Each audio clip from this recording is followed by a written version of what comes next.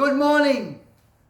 Glory to God. It's Brian English from Global Connections Ministries Sydney with That's What Jesus Said, School of the Spirit. When we look in the book of John, chapter 9, verse 1, we read that it says this. Now, as Jesus passed by, he saw a man who was blind from birth. His disciples asked him, saying, Rabbi, who sinned, this man or his parents, that he be born blind? And Jesus, of course, replied, neither this man nor his parents sinned. This is for the glory of God. He takes the clay, rubs it on the man's eyes, anoints his eyes, tells him to go wash in the pool of Siloam. And when the man washes, he is healed.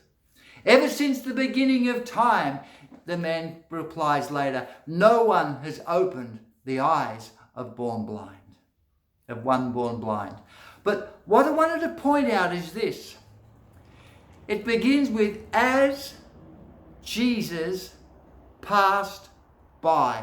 Now, as Jesus passed by. And if you go to the end of chapter 8, the very end of chapter 8, where Jesus is in the temple. They are pressing him. Tell us plainly, are you the Christ?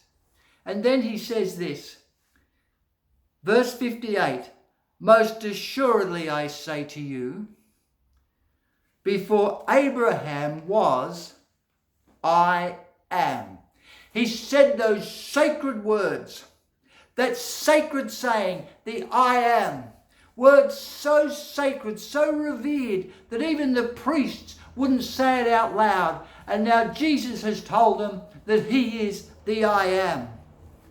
And they pick up stones to throw at him. Imagine hundreds of people, maybe thousands. They grab stones and they're going to throw it at them. And he hides himself amongst them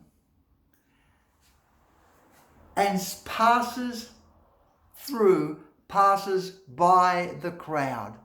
But as he passes by, as he's coming out of that crowd with all that anger, with all that temper, with all that death, with all that satanic hatred, all with the stones throwing, ready to aim them at him, as he comes out of that temple,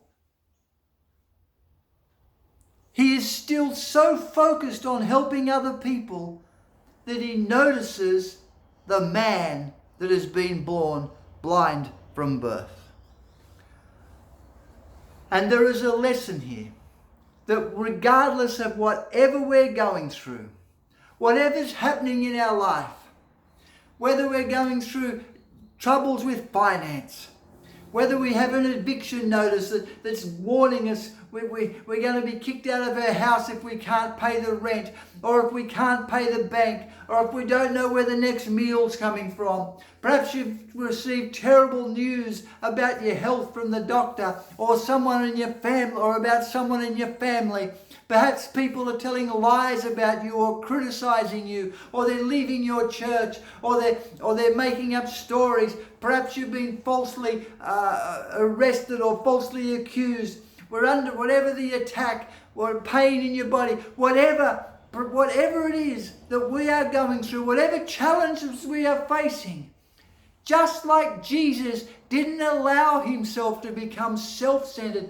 Oh no, how can they say this about me? How can they throw stones at me? Oh, no. He was looking to help others. And whatever it is that we're going through, whatever it is that our walking God is taking us, whatever challenges we face, always be looking and open for God to point out opportunities to minister and serve others, to pray for others, to love others, to encourage others, to be a blessing for others.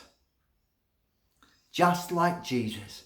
And it's amazing what God can do through us in the midst of the storm. Even in the midst of the storm, Jesus ministered. Well, God bless you. Have a fantastic day. That's what Jesus said.